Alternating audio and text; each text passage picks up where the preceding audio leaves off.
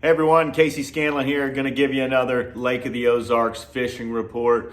We're getting towards the end of January and it has been crazy cold. This is going to be more like an ice report instead of a fishing report. So hadn't been out on the water a ton. I'm sure most anglers haven't since the new year. Just the weather hasn't been very conducive for it. Lots of rain, snow, ice, all of the above, sub-zero and freezing temperatures. So, you know, it's been tough to get out there, but we have some decent weather coming up. We've had some rain the last couple days, and it's been a little bit warmer rain, at least above freezing, that is. So, you know, the lake is opened up right now. I was able to break in my nitro today out on the water. We had 45 degree air temps, so I figured this was as good a day as any to put some hours on the new Mercury motor. So went out there and basically drove the lake and was able to do a little bit of fishing towards the end of the day, but launched the boat down there in the Grand Glaze, and water temperature in the Grand Glaze area is, you know, 37, 38 degrees around the PB2 area. So launched the boat there, ran up the glaze a little bit, and as you go up the glaze, you're going to start running into some ice, especially in the coves. So you get up past Party Cove and up in the glaze, and it's going to get colder water temperatures as you go up there. So be careful of the ice. Most of the ice is going to be in the coves and bigger creeks. Today it was, you know, real foggy out there, and the areas that had a lot of ice were especially foggy. So look out for that when you're out there on the water. So so upper glaze is got a little bit more ice to it. As you go down the lake and head down towards the dam, there's a lot of open water, not a whole lot of ice in the backs of the creeks and coves. You're going to get some around the shorelines and in the shadier areas in the backs of some of these bigger creeks and smaller coves. But the main lake looks really good. You don't have to worry about anything as you're running. The water clarity, you know, has been super clear throughout most of the fall and winter. And we've, like I said, we've had some rain and a lot of runoff, so from snow and whatnot. So the water is getting a little bit more of a stained look to it. It had a real green look, and basically the same water clarity from about Tantera all the way to the dam. It wasn't, it looked really good, you know, a few feet of visibility, but not those super clear conditions that we've been used to the last several months. So water temperature is good. As we went up towards the water clarity is good, rather.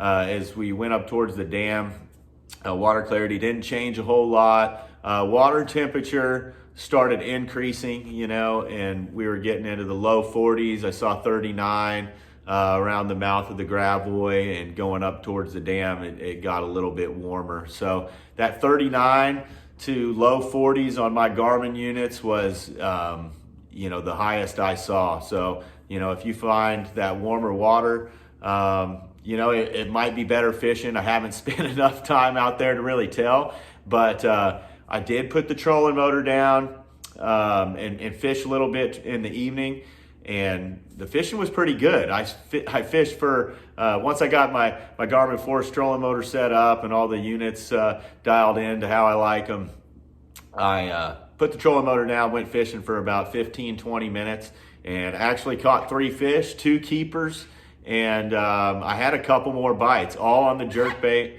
That was really the only rod I had in here that would catch an Ozark bass right now. I'm getting ready to load up and head to Florida for the first Bassmaster Open at Lake Okeechobee. So basically just had a jerkbait in here, and the fish were coming up off the bottom to eat that jerkbait. They were coming a long ways. They looked active, so I was kind of wishing I would have got out there early, broke that boat in sooner, so I was able to fish more today, because the fishing was pretty good from what I could tell. So when you get out there, I'm going to say jerkbaits are going to be the main player. Alabama rigs are going to be really, really good. Small swim baits up to 3.8 inch, you know, usually is best on this lake. So use those smaller swim baits, anywhere from, you know, 1/16 to a 1/4 ounce head on those Alabama rigs. Alternate the weights depending on how deep you're fishing. I'm gonna fish the Alabama rig on 25-pound fluorocarbon or probably a 50-pound braid. The jerkbait, I'm gonna fish anywhere from 10 to 14-pound Bass Pro Shops 100% fluorocarbon line, and just vary your colors on that jerkbait until you find what they're looking for. The other bait that I'm going to utilize this time of year is a finesse jig, or a structure jig or football jig. My Trophy Bass Company 5/8 ounce jig, and I trim it down a lot this time of year and use a trailer without a lot of action. And then I'm also going to use the Trophy Bass Company finesse jig, which already has the finesse skirt on it, which is just a little bit more subtle look to it, smaller profile. Again, I'm going to use something like a critter craw or a twin tail grub, something with not a ton of action to it. And just crawl that jig around slow on the bottom. We're going to be looking at a lot of current in the lake right now, so driven over the dam a bunch, and the current's running pretty strong. So that's going to put fish on points. It's going to put fish closer to the bottom a lot of times. They don't want to fight the current and suspend a lot, so it's going to make them get a little bit closer to the bottom where that jig might be a really good bet. But look at those points. Secondary points, any kind of cover underwater, try to suspend that jerkbait or bring that Alabama rig over the top of it. Channel banks are always a good bet, but look for those current places. Get out there, look for the bait, and really just cover some ground as much as you can, but still fish slow. It's wintertime, so the slower the better typically on your jerkbaits, jig, and Alabama rig. So get out there and just experiment with the colors and sizes on those, and you should catch some fish. These fish really seem to be biting. The crappies all have eggs in them, so they're getting ready to spawn, and the bass are doing the same thing. We're just a couple months away here from those fish hitting the bank and laying eggs, so they need to feed up. And this fall was a little bit stingy, so maybe they're going to make up for it this spring and really feed heavily for us. Crappie fishing, again, get around the cover, secondary points, primary points, bridge pillars, brush piles, big docks that create a lot of shade.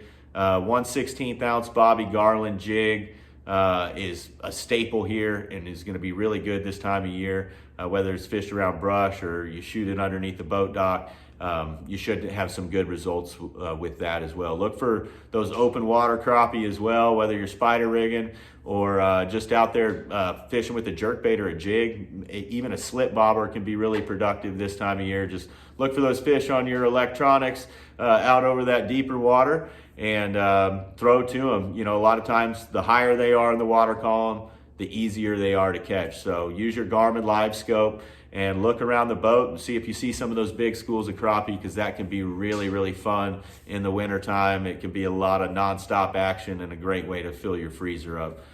So fishing should be really good. Ice looked pretty good. I didn't get up there past Tantera, but that all looked clear, especially on the main lake through there. The coves and creeks looked really good in through that area as well, all the way up the toll bridge. Gravois, I did run into a little bit of ice once you got up there past Indian Creek. There was a little bit of ice.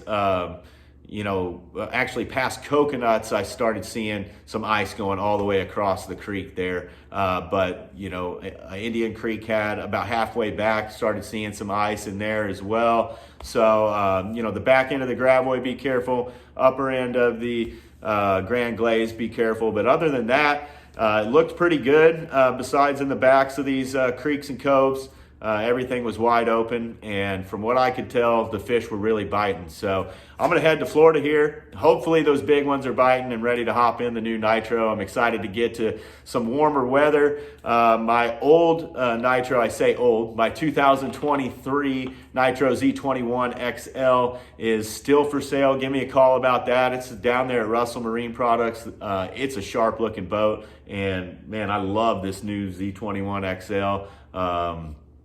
Basically the same layout as last year's boat. Did a few different things. added an Expion battery in this one and really tricked it out. So I'm going to do a walkthrough video here in the next couple days and show you what I'm going to be working with in 2024. But I'm going to finish up packing, hit the road, and hopefully enjoy some warm weather in Florida and some big fish. So for all you guys fishing Lake of the Ozarks the next few weeks, good luck. Fishing should be good. Hopefully we get a break in this weather, and be careful the next couple days at the boat ramps. If we get some of these cold temperatures at night, it can really freeze things up. So be careful of some ice on the ramps as well. But Kaufman Beach was open, and PB2 ramp looked really good. So if you're launching the boat, I would suggest those two places.